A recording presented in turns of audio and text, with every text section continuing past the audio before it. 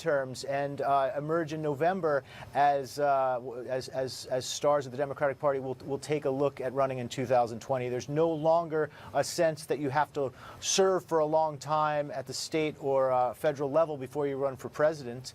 So I think it's going to be both ends. You're certainly going to have double-digit number of candidates. I would say you'll probably have over 20 candidates running. So it's going to be everyone.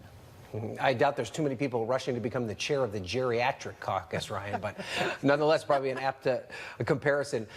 Selena, let's talk about President Trump's role in all of this. Usually, a president can be a very powerful force on the campaign trail, but seldom do presidents have numbers like Donald Trump is facing right now. The latest poll, a Washington Post to ABC News poll, shows him with a disapproval rate at 36%, the lowest it's been in his presidency. Can he still be an asset to some candidates across the country?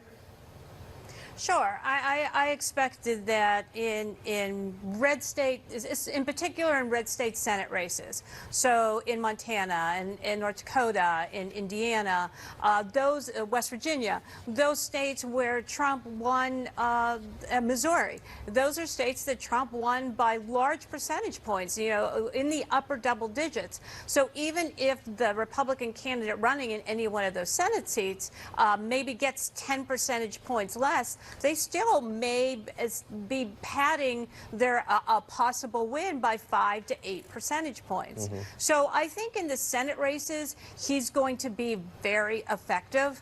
I also think in some House races, some House races are swing districts, right? Each candidate is different. Each district is different. That candidate has to figure out that, for themselves, do I run as part of the Trump coalition? Do I run a very local race? What seems to be the biggest appetite on both sides of the aisle that people have, right? They're really into localism, about the things that are most important about their community. I think those candidates will probably be the most successful for either party. One of the races, Ryan, just let me, and you can expand on that in this question. I mean, one of the races that I think has become most interesting in terms of the president's role is Texas, and in particular because of the relationship that President Trump has had with Ted Cruz, who's running in what is surprisingly a competitive race. Of course, those of us in Washington always want the race in Texas to be competitive, and it never ends up being. But Ryan, talk to me, and hopefully this falls in line with the point you want to make about the role the president could play in Texas. Yeah, no, it's a great point. Texas, for about 2 decades now, has been often compared to California, optimistically by Democrats. Right? A lot of Democrats think, oh, the demographic change in Texas is similar to what happened in California. California is essentially a one-party state now, where Democrats control everything. The Republican Party has been completely marginalized.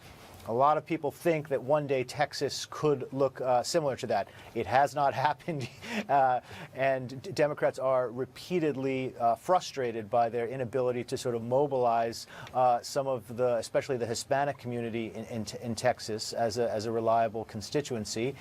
But as we've all seen with these polls, it's a much more interesting and closer race than I think Ted Cruz ever thought it would be. And Cruz has decided that Trump is an asset in Texas, right? So you're going to see the president campaigning there. All right, and Selena, last question for you. This weekend, the Ohio Governor John Kasich, obviously been a foil of President Trump, told his supporters they should vote for the person over the party. Is he essentially telling Republicans it's okay not to support a Republican, especially if they're aligned with President Trump? Sure, and I think this is pretty much a continuation of his viewpoints since he refused to go to the RNC convention that was located in his own state in 2016. He is not he does not support President Trump on most things, maybe some policies, but their personalities just don't, clash at all. And, for people who don't want to support Trump, whether they're Democrats or Republicans, he sort of gives that pathway, he opens that door that says, and a lot of other people have too, a lot of people that didn't like Trump that are Republicans have said, hey, this is okay, you can do this, there's no consequences to this. All right, Selena Zito and Ryan Lizza, excellent voices on this particular topic. We appreciate you being with us, and thank you for spending part of your Labor Day with us. Still to come, the fight over President Trump's pick for the Supreme Court officially kicks off tomorrow. At least one Democrat now promising sparks at the hearing for Brett Kavanaugh.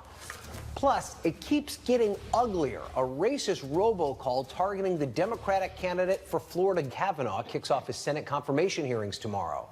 Both Democrats and Republicans preparing for a contentious battle.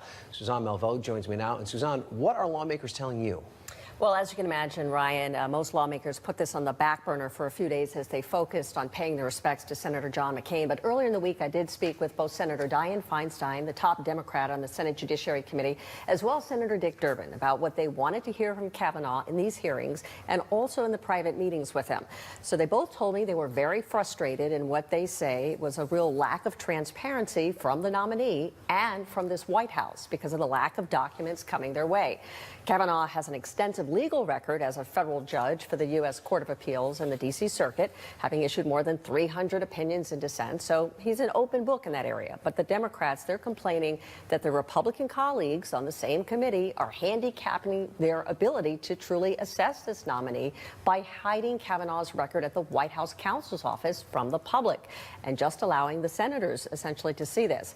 So now you've got the administration's refusal to provide 100,000 pages regarding Kavanaugh's time serving as President George W. Bush's staff secretary. Senate Minority Leader Chuck Schumer exclaiming that this has all the makings of a cover-up. Democratic Senator Amy Klobuchar also saying that this impacts how this committee is going to determine Kavanaugh's qualifications. This isn't normal. It's not normal because we are not able to see 100,000 documents that the archivist has just, because the administration has said we can't see them. They've exerted their executive power. 148,000 documents that I've seen that you cannot see because they won't allow us to make them public. So I can't even tell you about them right now on this show. And Kavanaugh's time at the Bush White House as the gatekeeper of documents included controversial positions around the administration's handling of Hurricane Katrina, as well as internal debate over then the terrorist torture policy. So they want to get a clear sense of what his positions were. Yeah, they're going to try and get him on the record this week during these hearings, Suzanne. What are some of the issues you expect to come up? Okay, well, certainly there's going to be boilerplate kinds of questions regarding his stand on abortion rights, gun control, abolishing Obamacare. There is going to be interest as well on where he stands on marriage equality. We are not sure about that. But it is going to be his position on presidential power that's going to be most notable and perhaps most consequential because we are considering President Trump's own potential legal jeopardy that he is facing regarding the Russia investigation. All right. A very busy week on Capitol Hill, no doubt. Suzanne, thank you for being here. Thanks. All right, let's talk more about this. I'm joined now by former federal prosecutor and former assistant attorney general for the state of New York, Ellie Honig. Ellie, thank you for being here. I first want to talk about all these documents that the White House is refusing to hand over. I mean, do you think this is a big deal? First, let me show you what Chuck Schumer said about it. It's not only unprecedented in the history of SCOTUS noms, but it has all the makings of a cover-up. This is what Chuck Schumer tweeted earlier this week. Is he maybe going a little bit overboard in his description here, or do you think it's an appropriate criticism of this?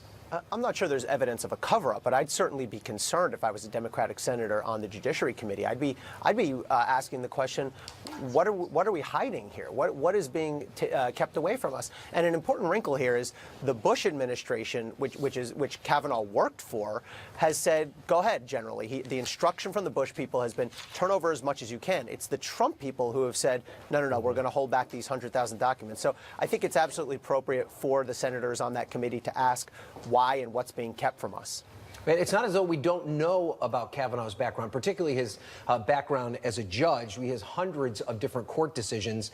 And so the pushback from Republicans, in particular the Senate Judiciary Chairman Chuck Grassley, is that they wouldn't reveal anything about Judge Kavanaugh's legal thinking, in particular because any advice that he provided a president would be through the president's role as his client, necessarily his own personal view. Do you agree with Chairman Grassley? To an extent. I do not agree with this idea of, well, you already have enough. Just look at his published opinions. First of all, it's not a question of quantity. It's a question of percentage. If there's other stuff out there to be had, let's have it. Why say, well, you have enough? we don't need to show you sort of this other stuff. I think it also could be particularly important because any judge, when he writes his published opinions, he or she obviously knows those will be out there for public consumption. But what these documents could show is really what's Judge Kavanaugh's, or what was Judge Kavanaugh's, private deliberative process. What was really on his mind? What was really his thought process? There is an interesting question of executive privilege and whether that privilege exists. But note that President Bush, the one who that privilege was sort of formed with, has said, go ahead, let's turn over as much as we can. The other interesting part about Kavanaugh's background is his role with Ken Starr during the Clinton investigation back in the 1990s. And he's actually said himself that he's had a change of heart as to how he conducted himself during that process. I want to read this for you. In 2009, he wrote, quote, "Like many Americans at that time, I believe that the president should be required to shoulder the same obligations that we all carry. But in retrospect, that seems to be